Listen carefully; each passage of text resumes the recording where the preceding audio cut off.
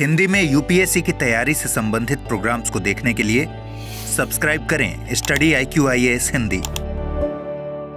दोस्तों, शाहरुख खान की एक बड़ी फेमस मूवी थी ओम शांति ओम। उसका एक गाना था, छन से जो टूटे कोई सपना। 5 फरवरी का दिन ऐसा था जिसमें भारत और वैश्विक स्तर पर देखा जाए तो अमेरिका जैसे बड़े बाजारों के जो शेयर मार्केट थे उनका भी सपना बुरी तरीके से टूटते दिखा। लगभग 285 बिलियन डॉलर की उथल पुथल देखने को मिली। क्या था लेकिन ये क्यों था, इस पे बात करेंगे कि वो कौन सा ऐसा सॉफ्टवेयर है जिसने खलबली मचा दी है। यूं तो जब हम AI की बात करते हैं तो ऐसे बहुत सारे प्लेटफॉर्म्स हैं जिन्होंने दरअसल पूरे विश्व में खलबली मचाई हुई है, लेकिन जब हम स्पेसिफिक 5 फरवरी की बात करें तो बड़ी से बड़ी आप IT कंपनीज की बात कर लीजिए, आप भारत में TCS, विप्रो, इनकी बात कर लें, आप वैश्विक स्तर पे सेल्सफोर्स, मेटा, किसी की बात कर लें, सबके शेयर धड़ाम से गिरे हैं। इस जो गिरावट है इसके पीछे एक कंपनी है जिसका नाम है एंथ्रोपिक। 2021 में फाउंड हुई अमेरिका बेस्ड AI कंपनी है, सैन फ्रांसिस्को में इसका कार्यालय है। उसने एक सॉफ्टवेयर या एक नया मोड लॉन्च किया था अपने AI ऐप पे जनवरी में 2026 में। 2026 की फरवरी में ही जब उसके प्रैक्टिकलिटी के बारे में पता चला कि ये क्या क्या कर सकता है तो एकदम से कंपनियों के शेयर नीचे गए एंड रेस्ट इज हिस्ट्री। ऐसा बहुत कम ही हुआ होगा शेयर मार्केट्स के इतिहास में। सिर्फ भारत की बात नहीं कर रहा हूं मैं, अमेरिका की बात भी कर रहा हूं। मैं आपको ग्राफ से भी दिखाऊंगा कि इतनी बड़ी गिरावट सिर्फ एक सॉफ्टवेयर के लॉन्च से शायद ही इतिहास ने कभी देखी हो। आज इस पे ही बात करेंगे, हर पहलू पे बात करेंगे, क्या हुआ, क्यों हुआ, क्या समाधान है, भारत कहां पे खड़ा है और हमारे पास क्या समाधान है। हर विषय पे बात करेंगे, अंत तक जरूर देखिएगा, ठीक है। तो जो शेयर बाजार में जो भूकंप आया इसका एक विस्तृत हम लोग आज अध्ययन करेंगे, ठीक है। इसके पहले आगे बढ़ूं बस बताता चलो, ये मेरा टेलीग्राम है और इंस्टाग्राम है, स्कैन करिए, जुड़िए, बातें, मुलाकातें, डिस्कशन, PDF सब आपको यहां प्राप्त होगा। कल का PDF मैं अपलोड नहीं कर पाया था, मेरी गलती है, माजरत चाहता हूं, अपलोड कर दूंगा उसको, ठीक है। यहां पे जरूर जुड़ जाइएगा, यहां पे भी जुड़ जाइएगा, ठीक है। चलिए, हुआ क्या है, 5 फरवरी 2026 ब्लड बाथ जिसे कहते हैं, खून की होली खेली शेयर मार्केट ने। अगर आप देखें तो वैश्विक स्तर पे लगभग 285 बिलियन डॉलर की संपत्ति नष्ट हो गई।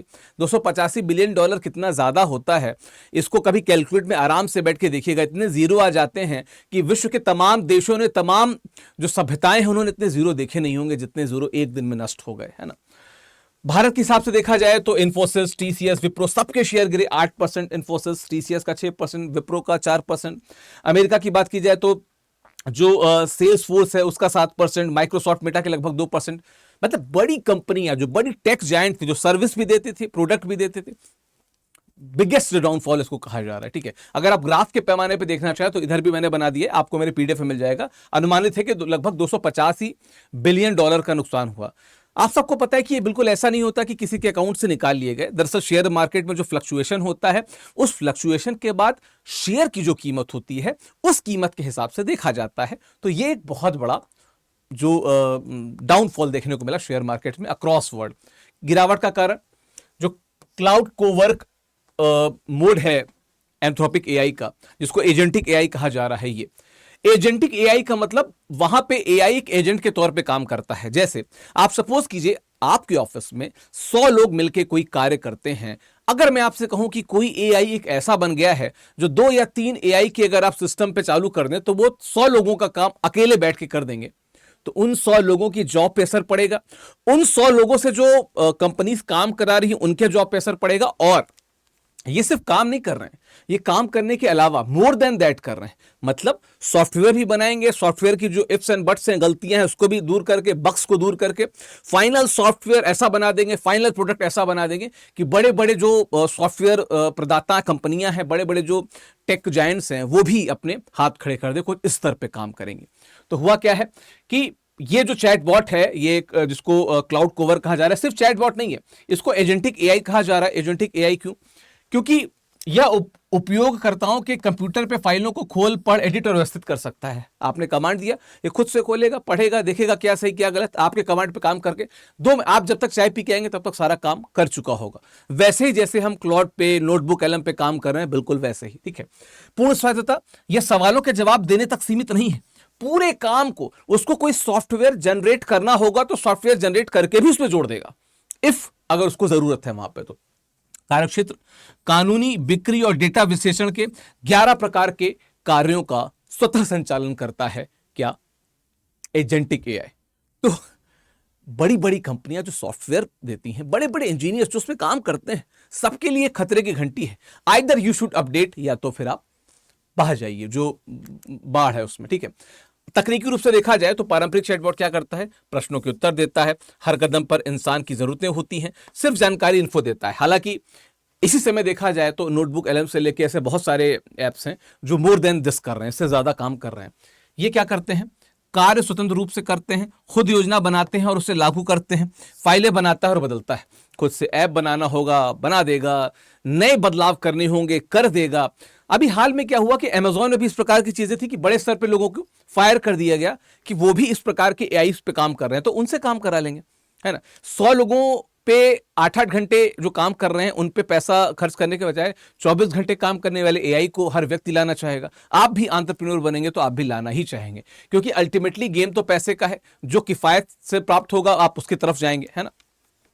अब अगर इसको एक उदाहरण के तौर पे लें तो अगर कोई वकील जो है उसको 50 अनुबंधों की समीक्षा करनी है, 50 कॉन्ट्रैक्ट की समीक्षा करनी है, तो क्या करेगा? वकील और टीम मैनुअली पढ़ेंगे, पहले उसको जोखिम ढूंढेंगे, रिपोर्ट बनाएंगे और 10-15 दिन के अंदर यह काम पूरा होगा।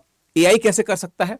वकील ने निर्देश दिया, एआई ने काम शुरू किया, 50 अनुबंध पढ़कर जोखिम पहचान कर रिपोर्ट तैयार करेगा और कुछ घंटे में आपके सामने एकदम फुल प्रूफ रिपोर्ट प्रस्तुत हो जाएगी, कोई गड़बड़ी नहीं होगी और आपको लगेगा कि क्या गजब।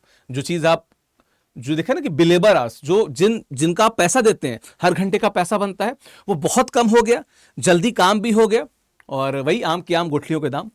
निष्कर्ष क्या? गति और दक्षता में भारी वृद्धि, लेकिन बिल करने योग्य यानी कि बिलेबल आवर्स में कमी। यानी कि जो चीज बहुत अच्छा होना चाहिए था वो और अच्छा हो गया और जो बचाना चाह रहा था व्यापारी वो बच भी गया। तो कोई भी व्यापारी, कोई भी कंपनी, कोई भी इंडस्ट्री ऐसी स्थिति में एआई को ही या एआई चैटबॉट को ही प्रेफर करेगी। ये जरूर है कि चैटबॉट जो है उसमें पिच परफेक्ट होना चाहिए, अदरवाइज तो चीजें डामाडोल हो सकती है। पूरे विश्व में से क्या कहा जा रहा है? सैसपोकैलिप्स, ठीक है। सैस यानी कि सॉफ्टवेयर एज अ सर्विस और उसमें एपोकैलिप्स को जोड़ दिया गया, तो सैसपोकैलिप्स मतलब सॉफ्टवेयर को एज अ सर्विस यूज किया जा रहा था, एआई ने पूरी तरीके से रंगत बिगाड़ दी है उसको और पूरे विश्व में ये एक प्रकार से सॉफ्टवेयर सर्विसेज के लिए एक प्रकार का एपोकैलिप्स माना जा रहा है, एक प्रकार का विध्वंस माना जा रहा है, ठीक है। ठीक है, इस फुल फॉर्म यहां पे देख लीजिएगा। डर क्या है कि एआई एजेंट पारंपरिक सॉफ्टवेयर कंपनी जैसे सेल्स फोर्स को बेकार या ऑब्सोलीट बना सकते हैं।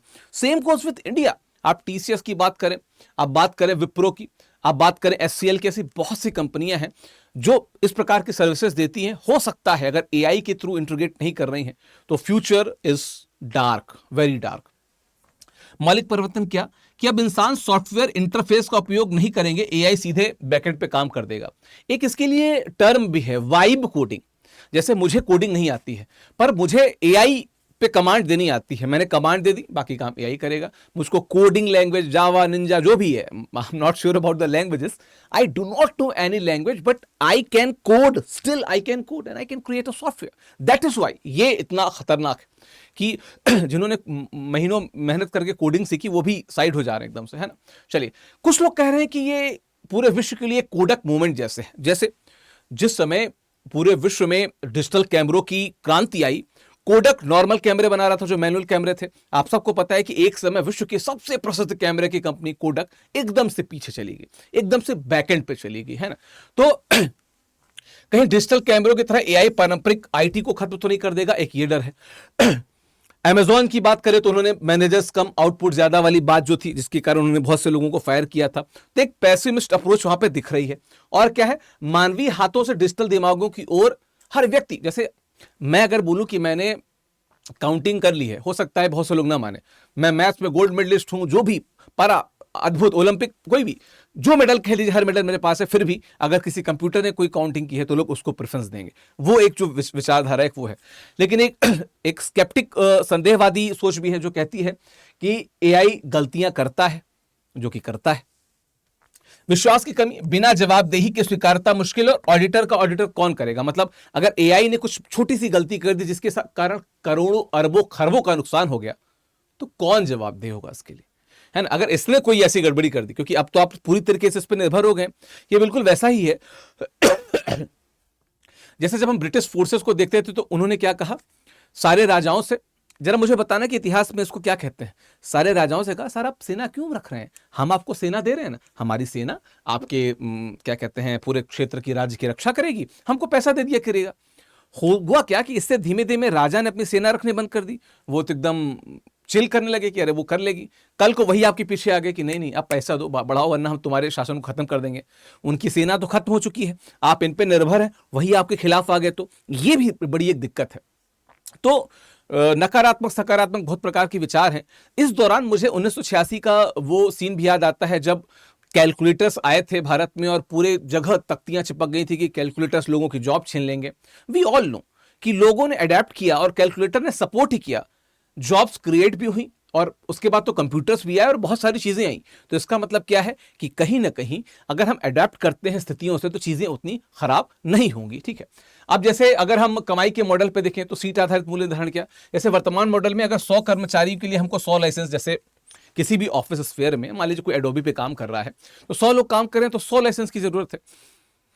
दिक्कत क्या है कि एक एआई अकेले 10 लोगों के बराबर काम कर लेगा, 10 एआई की जरूरत है, मतलब हमको सिर्फ 10 लाइसेंस चाहिए, तो पैसा भी बचा। भाई आम के आम गुठलियों के दाम, दोनों तरीके से फायदा है। तो परिणाम क्या है, कंपनी को सिर्फ 10 लाइसेंस चाहिए, सॉफ्टवेयर कंपनियों के राजस्व में 90% की संभावित कमी आएगी, और वो जो ऑफिस स्पेस बच रहा है, वो कहीं बैठ रहा है ना, ऑफिस का एसी इस्तेमाल कर रहा है, ऑफिस का पानी इस्तेमाल कर रहा है, वो खर्चा भी बचेगा। इन्हीं से निवेशकों में भाप लिया है कि नुकसान ना हो जाए और उन्होंने अपने शेयर बेच दिए कि कल को अगर ऐसा हो गया कंपनी में तो दिक्कतें आ सकती हैं, तो शेयर बेचे जा रहे हैं। खैर, अगर हम देखें भारतीय आईटी कंपनियों में विशेष खतरा क्यों है, क्योंकि भारतीय आईटी सेवा सर्विस पे आधारित है, जैसे डेटा प्रोसेसिंग, कस्टमर सपोर्ट और कोडिंग। हम सबको पता है कि जब ये सर्विस की क्रांति आई थी, आईटी सर्विसेज की क्रांति आई थी, तो भारत टॉप पे था। भारत ने जिस स्तर पे यूएस से लेके, मैक्सिको से लेके वेस्टर्न वर्ल्ड को, यूरोपियन यूनियन को जो सर्विसेज दी, क्या सर्विसेज दी, अद्भुत। भारत टॉप पे चला गया। हम तमाम, जब हम चाइनीज, मैक्सिकन, इजरायलियन डिप्लोमेसी के बाद हम इंडियन डिप्लोमेसी की, इंडियन सॉफ्ट डिप्लोमेसी की बात करने लगे। लेकिन जब एआई का दौर चल रहा है तो हमें फिर से अपडेट करना पड़ेगा, वरना ये सभी जो बड़े बड़े माउंट है सब गिर जाएंगे। समस्या क्या है, क्लाउड कोवर्क विशेष रूप से इन्हीं कार्यों को जो कंपनियां मैनुअली करती हैं उनको स्वचालित रूप से कर रहा है, तो बड़े स्तर पे कंपनियों और कंपनी में काम करने वाले जो लोग हैं उनकी जॉब को खा सकता है। प्रभावित क्षेत्र क्या है, कानूनी कार्य जो कॉन्ट्रैक्ट रिव्यू के होते हैं, वित्तीय रिपोर्टिंग और डेटा एंट्री, बिक्री और विपणन, सेल्स और मार्केटिंग के जो डेटा है उन सबको खुद से manage, manipulate, edit, final draft सब कर देगा जो कोवर्क है, ऐसा कहा जा रहा है। मैंने काम नहीं किया, पर निश्चित तौर पे इतना बड़ा, अगर लगभग $300 बिलियन का डाउनफॉल है, इट मींस कि देयर इज समथिंग, कुछ तो है। ऐसे ही मतलब आग तो लगी होगी, धुआं यूं ही नहीं निकल रहा है, तो बड़ी बात है ये। तो निश्चित तौर पे अगर आप पूरे विश्व के इस मैप को देखें तो भारत जहां, देखिए ना, भारत जहां जहां सर्विस दे रहा है, यहां पे यहां पे यहां पे यहां पे हर जगह जो सर्विसेज हैं वो डिसरप्ट होंगी, उनमें समस्या आएगी, प्रॉब्लम आएगी। ठीक है, आर्थिक सर्विसेज 2025-26 की चेतावनी भी थी।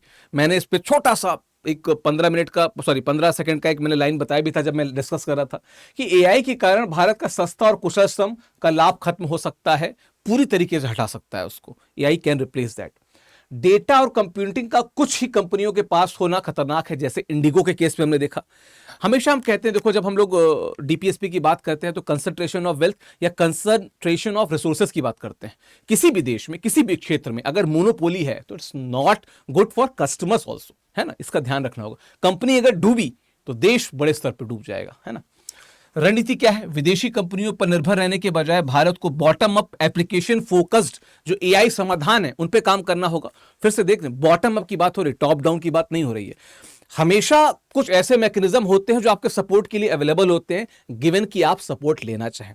देश अगर समय रहते नहीं चेता, देश के एकेडमिशियन, देश के जो टेक्नोक्रेट, देश के ब्यूरोक्रेट, देश की सरकार, मंत्री, एग्जीक्यूटिव्स समय रहते नहीं चेते तो दिक्कतें हो सकती हैं यहाँ पे। ठीक है, अब और देखते हैं रोजगार संरचना पर प्रभाव क्या पड़ेगा। दिसंबर 2022 के बाद में चैट जीपीटी के लॉन्च के बाद से आप सब ने वो डिप देखा था, उस समय भी शेयर मार्केट डाउन गया था। फिर चीन ने अपना निकाला, उसके कारण भी दिक्कत नहीं आई।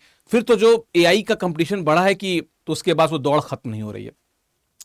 जीडीपी बढ़ रही है लेकिन नौकरियों की संख्या उस अनुपात में नहीं बढ़ रही है, क्योंकि बड़े संख्या पे एक जगह पे बैठे एक एआई को कमांड करने वाले लोग हजारों लोगों के बराबर का काम कर रहे हैं। आज के समय में जैसे हम लोग थंबनेल की बात करें, हम लोग इस पीपीटी की बात करें, ये मैंने नोटबुक कलम से बनाया हुआ है, ये सारी चीजें एआई कर रहा है। इसको करने के लिए हमें 1 घंटे सवा घंटे की जरूरत पड़ती थी, अब एक कमांड देके आप छोड़ दीजिए, चाय पी के आइए, एवरीथिंग इज रेडी, आपने बेस वर्क करके दे दिया है। तो सूचना खोजने, सारांश बनाने और नियमित कार्यों वाली नौकरियों की मांग में गिरावट आएगी।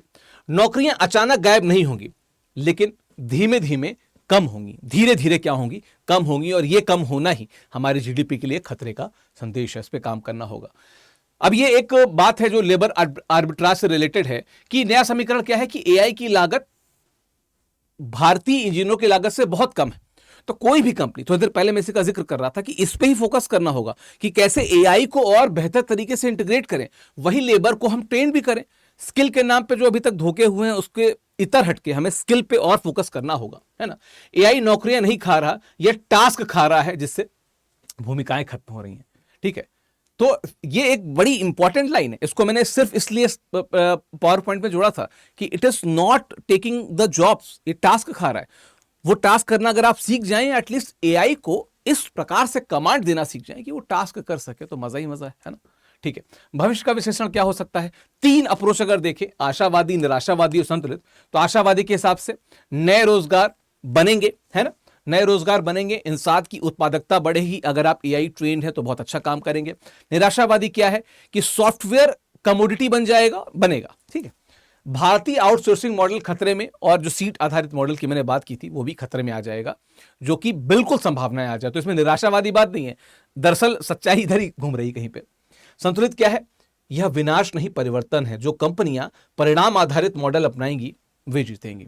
ठीक है, जो परिवर्तन के साथ जाएंगी, बहती गंगा में हाथ धोएंगी, वही बहेंगी, वरना गंगा के साथ बह जाएंगी, है ना, गंगा के साथ बह जाएंगी। ठीक है, कुछ शब्दावलियां हैं, उसको देख लीजिएगा। सैस को मैंने बताया क्या था, ठीक है, वाइब कोडिंग को मैं समझा चुका हूं। ठीक है, इन सब चीजों को आप देख लीजिएगा, मेरे पीडीएफ जो मेरे टेलीग्राम चैनल पे उस पर अपलोड कर दूंगा मैं। भारत के लिए आगे की राह क्या है? 100 करोड़ प्लस इंटरनेट यूजर का विशाल विविध डेटा है। हमको यहां पे इनोवेशन के साथ साथ उस डेटा पर भी काम करना होगा कि इसका यूटिलाइजेशन एआई के साथ कैसे इंटीग्रेट किया जाए और नए टेक इनोवेशन हब को कैसे क्रिएट किया जाए। आज तमाम आईआईटी और आईआईएम्स लगातार आप ऐड देखते होंगे, जेन एआई और इस प्रकार के कोर्सेज करा रहे हैं। इसको और बड़े स्तर पे यूनिवर्सिटीज में और कम प्राइस में किए जाने की जरूरत है, ताकि बहुत से इनोवेटर्स निकले भारत से, है ना। स्किल्स 8.65 लाख छात्र उभरती तकनीक सीख रहे हैं। आई विश कि ये लोग फ्यूचर में भविष्य निर्माता बने। 38,000 जीपीयू सब्सिडी दर पे उपलब्ध हैं। अब ये तो उस पे है कि कैसे बेहतर इंफ्रास्ट्रक्चर डेवलप किया जाए, करना पड़ेगा। बेहतर एआई बेहतर तकनीक पे काम कर पाएगा, बेहतर जो इंफ्रास्ट्रक्चर उस पे काम कर पाएगा, वरना वो भी डूब जाएगा। स्वास्थ्य, कृषि और शिक्षा में हमें स्वदेशी एआई के विकास की तरफ ध्यान देना होगा, यही भविष्य को निर्धारित कर सकता है। 5 फरवरी की जो घटना है, किसी जो गिरावट है, ये एक प्रकार से लिखा है ना कि एक मौलिक पुनर्विन्यास है, मौलिक तरीके से एक नया सृजन है। इस सृजन को अगर आपने समझ लिया तो दुनिया आपकी है, वरना तो टाटा बाय बाय सब कह के जा ही रहे हैं। एक दिन सबको जाना है, एक दिन कंपनी के साथ बहुत से इतिहास में शामिल हो जाएंगे, धूमिल हो जाएंगे, गायब हो जाएंगे। लेट अस सी हम किस दिशा में जाते हैं, कमेंट बॉक्स में बताते जाइएगा। कुछ चीजें हैं, इसको देख लीजिएगा, जो पक्ष परीक्षार्थी हैं समझ लीजिएगा, पीडीएफ में आपको मिल जाएगा। निर्माण बैच के साथ बताता चलूं कि 7 फरवरी यानी कि शनिवार से निर्माण बैच शुरू हो रहा है, और 6 फरवरी से ही हमारा एसआईपी का लास्ट बैच भी शुरू हो गया है। तो डिले मत कीजिए, दोनों बैचेस से आप जुड़ जाइए।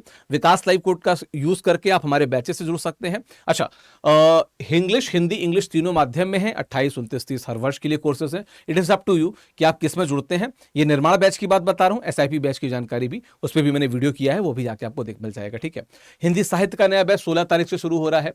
शुरू किससे हो रहा है? कुरुक्षेत्र से, यानी कि दिनकर साहब से, रामधारी सिंह दिनकर की जो कुरुक्षेत्र से शुरू हो रहा है। तो इसके लिए भी आप डिले मत कीजिए। विकास लाइव कोड जो है इसको यूज कीजिए, जुड़िए। मैं ही पढ़ाता हूं, मैं ही मुलाकात करूंगा वहां से, वहां पे आपसे मुलाकात होगी। 16 फरवरी से बैच शुरू हो रहा है। बाकी जैसा मैंने बताया कि टेलीग्राम के बारे में, तो मेरा टेलीग्राम शुरुआत में मैंने उसका लिंक दे दी थी, स्कैन करिए, जुड़िए यहाँ पे। ठीक है, स्कैन करके जुड़िए यहाँ पे। और बाकी आप इंस्टाग्राम पे चाहें तो भी जुड़ सकते हैं। बाकी इस विषय पे आपकी क्या राय है, किस दिशा में दुनिया जा रही है, क्या आपका मानना है, हम देश के तौर पर अभी कहां पर स्थित हैं और कहां तक हमें जाना चाहिए, कमेंट बॉक्स में बताते जाइएगा। थैंक यू सो मच, धन्यवाद। हिंदी में यूपीएससी की तैयारी से संबंधित प्रोग्राम्स को देखने के लिए सब्सक्राइब करें स्टडी IQ IAS हिंदी।